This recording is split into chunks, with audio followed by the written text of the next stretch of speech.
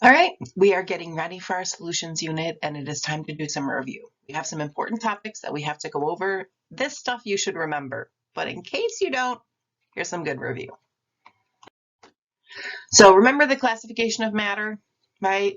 Into pure substances and mixtures. Pure substances get divided into elements and compounds. Mixtures get divided into homogeneous and heterogeneous. Element, pure substance on the periodic table. Compounds made up of two or more elements. Mixtures, homogeneous, evenly mixed. Heterogeneous, not evenly mixed. Mixtures are combinations of pure substances, like two elements, like two compounds, like an element and a compound, like 17 elements and 3 compounds. Doesn't matter how many. If it's a mixture of two or more pure substances, it is a mixture. So what are some properties of mixtures? Well, composed of two or more pure substances, said that. Substances keep their unique properties. What do I mean? Well, if I mix salt and water, the salt is still salty and the water is still water. Okay? If I take lead pieces and sulfur and mix them together, the lead keeps its property, the sulfur keeps its property. They can vary in composition. So what does that mean? That means I can have juice that's less sweet or more sweet. So I can have more Kool-Aid powder in the mixture or less. And because of that, they can vary in their properties. Now, the salt is still salt and the water is still water, but the salt water can be saltier or less salty. So the mixture's properties depend on how much of each substance is present in the mixture. Two types of mixtures. So can you find the picture which illustrates heterogeneous mixture of elements? Remember, not evenly mixed, and I can only have one kind of atom. Did you find it? Right there. All right, let's keep going. What about a homogeneous mixture of elements? So evenly mixed, but I only have elements. Yep, there we go. Can you find the homogeneous mixture of compounds? So I'm only going to have compounds, but they're going to be evenly mixed. There it is. Can you find the heterogeneous mixture of compounds? There it is. What about the heterogeneous mixture of compounds and elements? So remember, not evenly mixed. Yep. And then obviously my homogeneous mixture of elements and compounds is right here. So let's focus right here on homogeneous mixtures. So what's a homogeneous mixture? Well, it's a mixture where the pure substances are evenly distributed. It's evenly mixed, okay? So if I look at the glass right there, which is sugar dissolved in water, I don't see sugar and I don't see water separate. It just looks like one thing. So that's what homogeneous mixture is. When you look at it, you can't tell it is composed of different things. It just looks like one thing. So water and sugar, you have to dissolve it, right, in order to make it a homogeneous mixture. So what is a solution? Well, we use those symbols, AQ, indicating it's been dissolved in water. So a solution is an example of a homogeneous mixture. Which statement describes a mixture of sand and water? Well, salt in water, think about that, versus sand in water. Now, what does this mean? So you may be struggling. What does this mean? Phase is another way to say, my terrible mouse writing, state. So solid, liquid, or gas. Does that help? It's heterogeneous and its components are in different phases. The water is a liquid, the sand is a solid. Distillation of crude oil from various parts of the world yields different percentages of hydrocarbons. Which statement explains these different percentages? Okay, so we're talking about distilling crude oil, purifying it, and sometimes we end up with different percentages of hydrocarbons. Why would that be? Because the proportions of components in a mixture can vary, right? Remember, it can be saltier or less salty, so the percentages can change. The proportions can change. Which sample is a mixture? Do you remember? Remember a solution? Yeah, this one. Okay, so let's recap something else. Okay, water is polar. This is important. What does that mean? That means in the water molecule, when I'm looking at the parts, I have one oxygen and two hydrogens, and the electrons are pulled tighter toward the oxygen, which means the oxygen has a partial negative charge, which leaves the hydrogen partially positive. So imagine a tug of war where we have the charge of the electron. Oxygen is just pulling it a little closer, so the action ends up kind of negative. And this is important for the properties that we're going to talk about with water and solutions. So an ionic substance forms because of the attraction between anions and cations.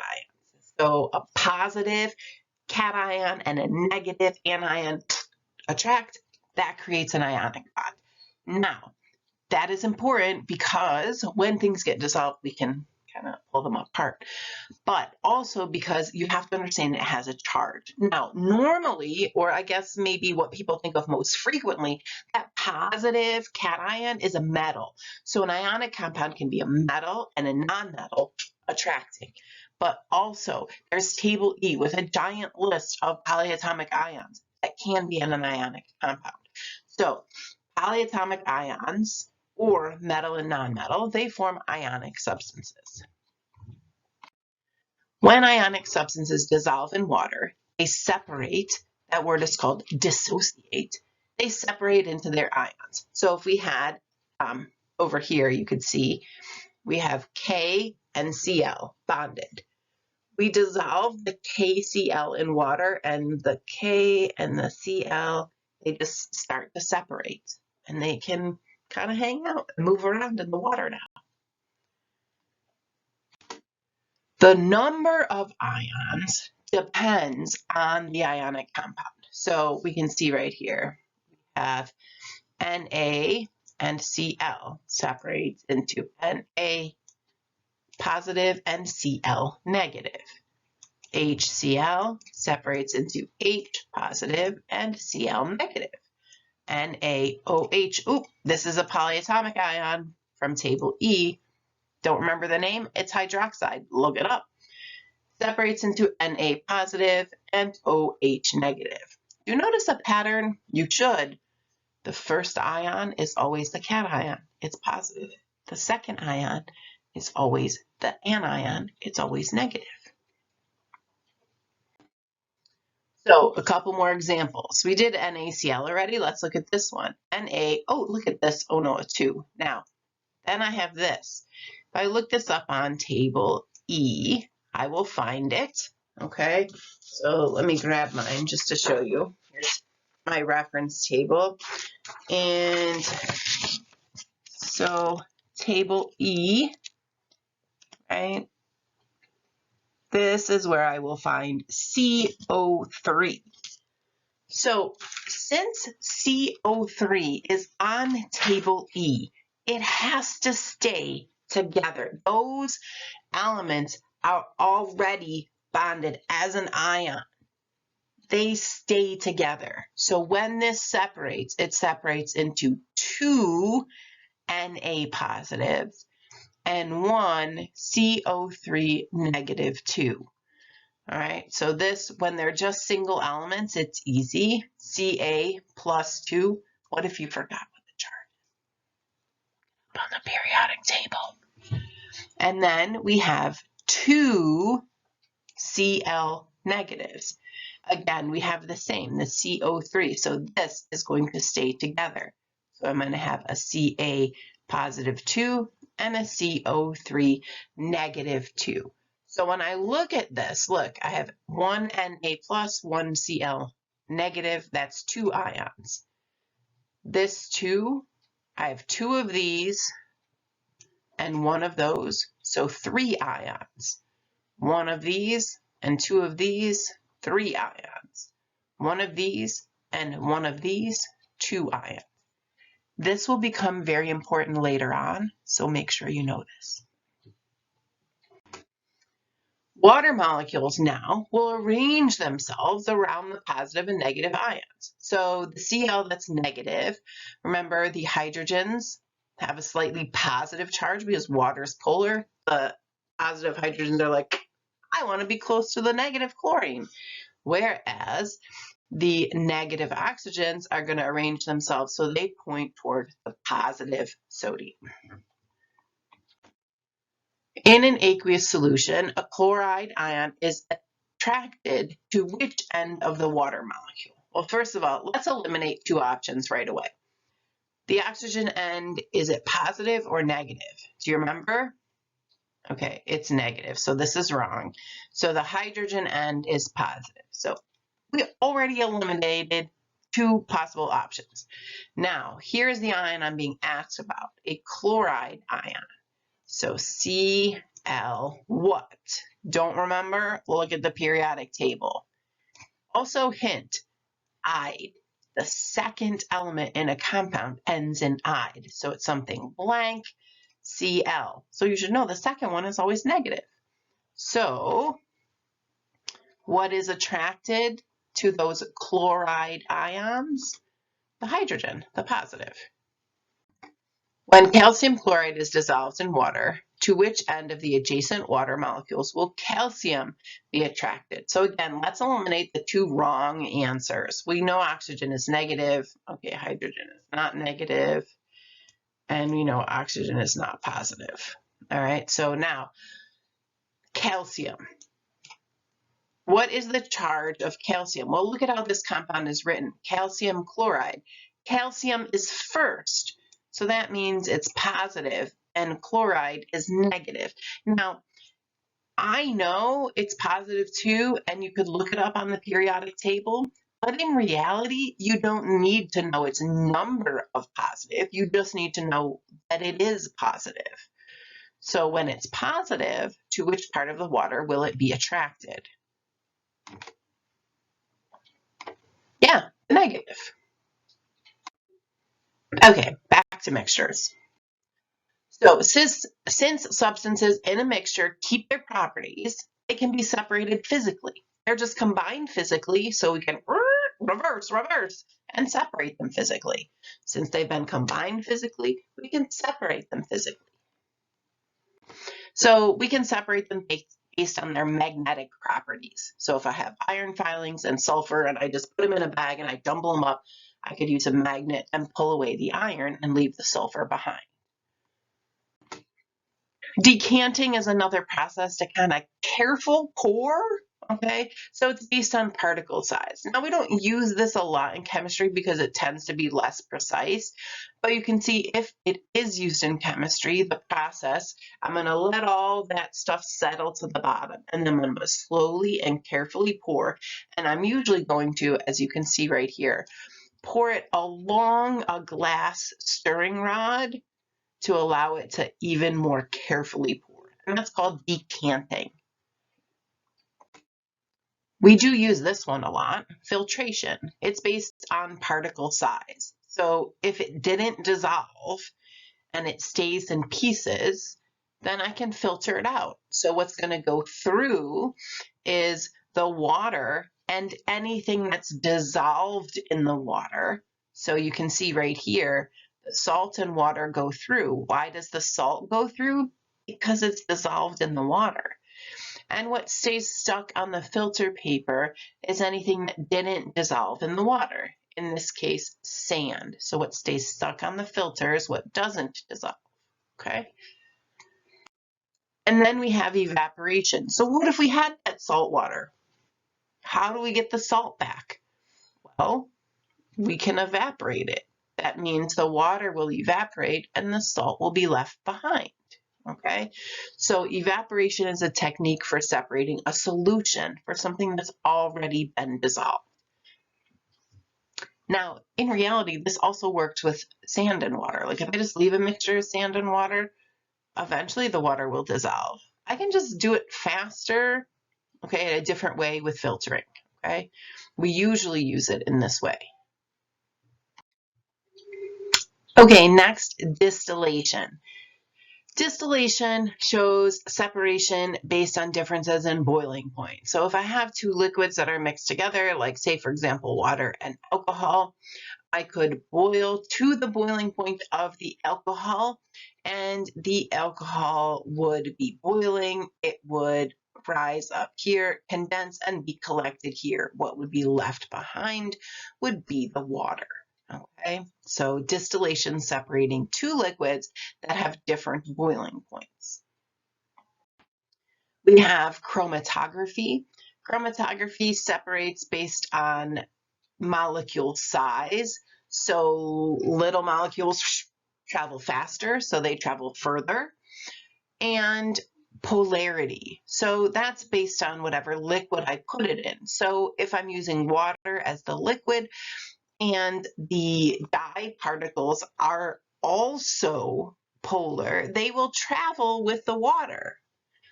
If, on the other hand, the dye particles are nonpolar, they will stay stuck at the bottom. Okay. So distillation is a process used to separate a mixture of liquids based on different, do you remember? So distillation process looks like, yeah, boiling points. Table sugar can be separated from a mixture of table sugar and sand at STP. Remember, that's standard temperature and pressure, by adding. So if I have just table sugar mixed with sand, how am I going to separate it? It's not magnetic. It's not two liquids. What could I do? Well, aside from painstakingly like getting tweezers and separating them, that would just be problematic. Well, what if I add water? If I add water, what's going to dissolve? Oh, only the sugar. So I could stir it up, let the sugar dissolve, and then filter it. Okay, we also looked at mixtures with bright line spectrum. Every element has a unique bright line spectrum. It's like a fingerprint. A line emission spectrum, or bright line spectrum, is produced when an electron gets excited in like a flame test, we do it by heating the element with a flame. The electron had jumped up and now it is going to fall from excited state back to ground state and releases light. And that is the bright line spectrum. So we use, or can use, the bright line spectrum to identify elements in a mixture. Okay, so how would we do it? We would say, okay, here Li has this line. So if Li is in the mixture, there has to be an identical line right here for Li. Here's another one that Li has. It would have to have a line right here. It does not. So that means Li is not in the mixture. Okay. Also look right here. You see Na has a cluster of two lines right here. That means it would need two lines right here. It doesn't have it. Okay, so then if I went through and I checked every single one of these lines in helium and in hydrogen, I would find out that is the answer. Those are the elements in the mixture. All right, so given this, what elements are in the mixture? Now, this one, you're like, oh no, how do I do this? Because they're not lined up. Okay, you could still do it. So let's check X first. Why? Because you see how it has a group of two, okay? And they are right after 750. So go to my mixture, look right after 750. Do I see two lines? Okay, which one also has another easily identifiable cluster? All right, I'm gonna check D. You see this has another group of 2, okay? Also, when I do this with X, it allows me to eliminate 2 possible choices. See that? All right, D has 2 lines just past 600, right? So let's go just past, I went between 600 and 550. Do I see a cluster of 2 lines there? I don't. So that means D is not in the mixture. So by process of elimination, there's my answer. Okay, now remember percent mass and percent composition? Okay, right here. It's called percent composition, but it's percent mass, okay? So here's how you calculate it. You need to know the mass of the part divided by the mass of the whole times 100.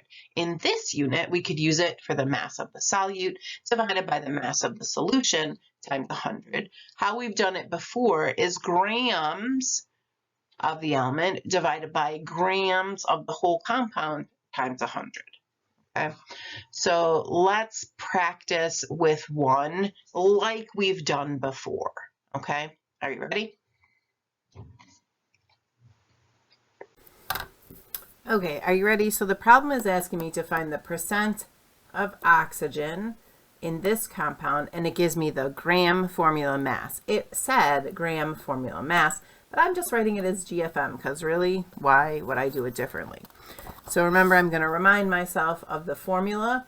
Percent mass is mass of part divided by mass of whole times 100. So when I write this down, I'm just going to write percent equals part divided by whole times 100. Okay. This GFM would be the whole thing. So I know the whole. I don't have to calculate it. So what is the part? Well, the part is the oxygen. So what I need to know is, looking at this formula, how many oxygens are in this formula? Well, 3 inside the parentheses times 2. So 6 total oxygens, but now I need to know the atomic mass, right? I need the gram formula mass of oxygen. Do you remember what it is? It's one we use all the time. 16. Okay. So I'm going to do 6 times 16. That is 96. Divided by 164, and then times 100. So let's do that in our calculator. Okay, so let's clear this. So we have to do 96 divided by 164 equals times 100 equals. So my answer, 58.536. So my percent is 58.536%.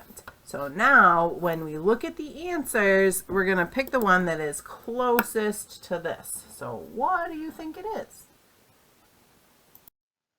Okay, guess what? Brilliant. You are now ready for Unit 11 content on solutions. So that's the review. That's what I needed to remind you of before we get into this unit. Okay? I hope you learned something new today.